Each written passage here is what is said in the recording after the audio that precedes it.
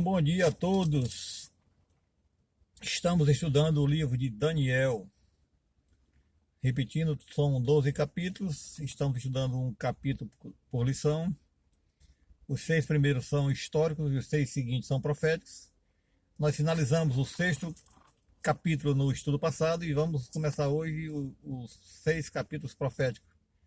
Capítulo 7 é o primeiro. Lembrando a vocês que não deixem de dar o like no vídeo, para que o YouTube entenda que é um assunto pertinente, que outras pessoas podem querer ver também.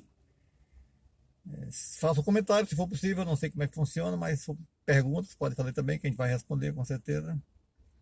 E se inscreva no canal, AUB de Carvalho, canal 7. O 7 é por extenso, mas o T do 7 é um 7, ok?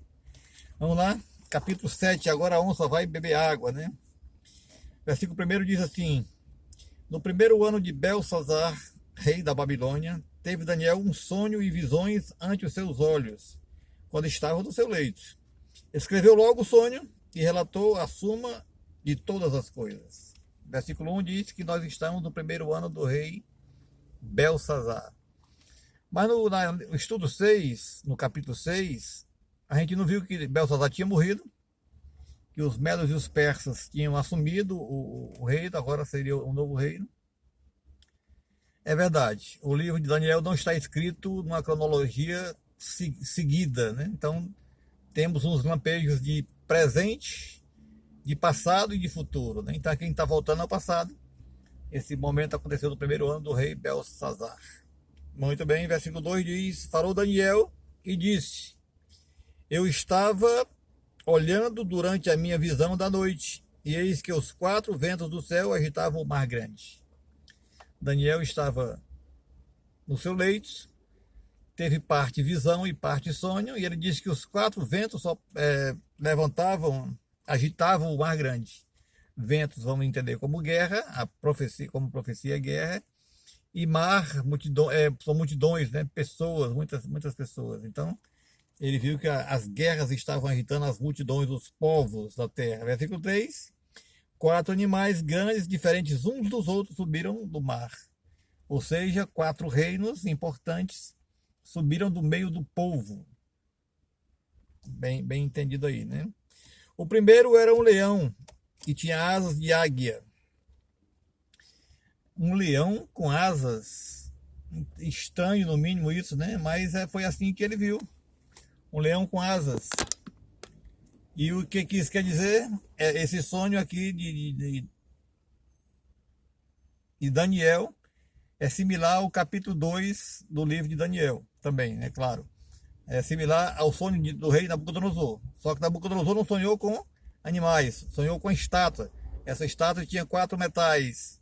E a primeira parte da estátua, o primeiro metal, era o ouro, simbolizando Babilônia. Aqui o leão com asas também simboliza a Babilônia. Por que ele tem asa? Porque ele teve pelo menos 2 reinos, né? Dois reis, perdão. Dois momentos grandes.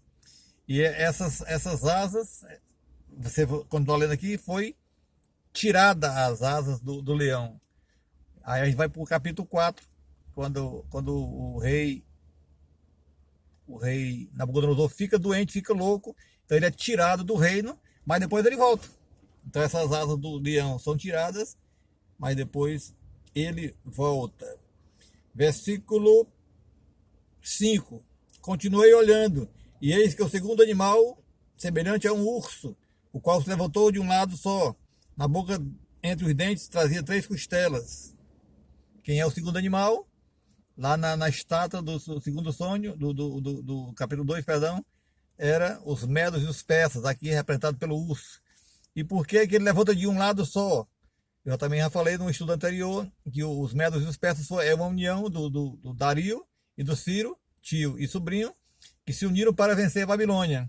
E o grande guerreiro aqui, no caso Ciro, não assume o poder. Quem assume é Dario, mais velho, 62 anos, o tio.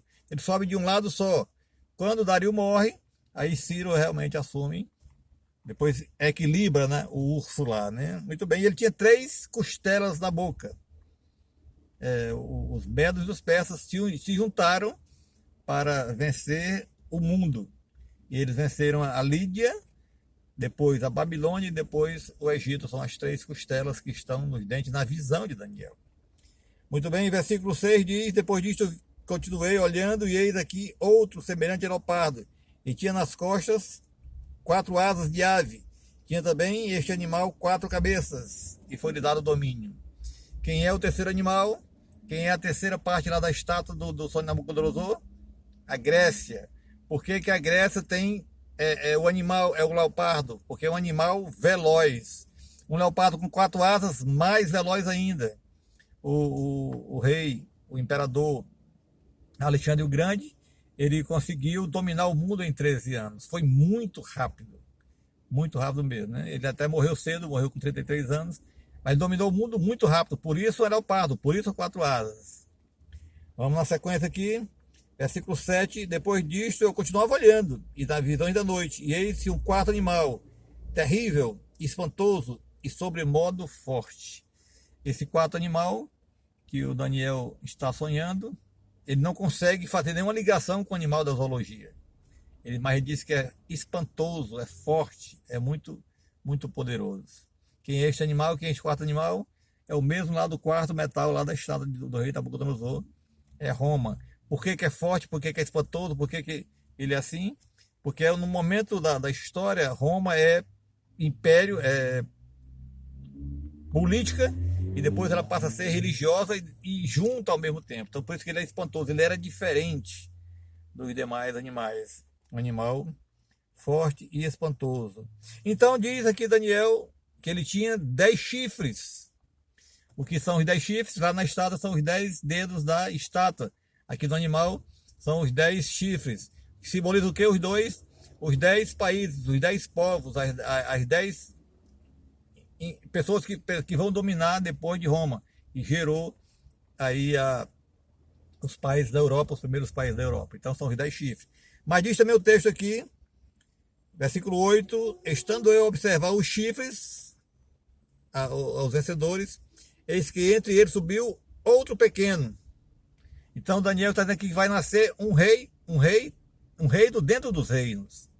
São 10 reinos e nasce mais um 11º, que seria agora Roma, quando ela passa a ser religiosa, literalmente religiosa. Não existe mais a Roma pagã, a Roma política, e nasce aqui a Roma religiosa, a Roma papal, vamos dizer assim, né? E esse chifre pequeno, Roma papal, destrói, desfaz, desmancha, manda matar, manda acabar com 3 reinos. Que aí você lê aqui no contexto, você vai entender direitinho. Então, aí surge agora a Roma papal. Versículo 13: estava olhando das minhas visões da noite, e eis que vinha com as nuvens do céu um como filho do homem, e dirigiu-se ao ancião de dias, e fizeram chegar até ele. Quem é esse que desce das nuvens? É a mesma lá da estátua do sonho de Nabucodonosor, a pedra que é jogada sem mãos, que destrói a estátua pelos pés e destrói todos os metais, destrói todos os reinos.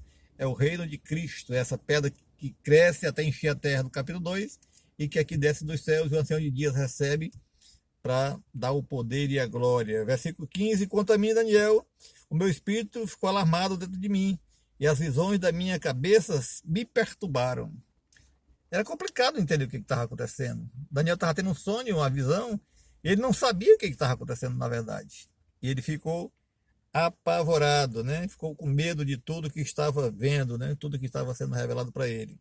E aqui o texto continua falando, né? O capítulo 7 tem 28 versículos, e é bem interessante, né? Ele agora vai se explicar, né? Vai dizer tudo, cada animal o que é que representa, cada poder o que é que representa.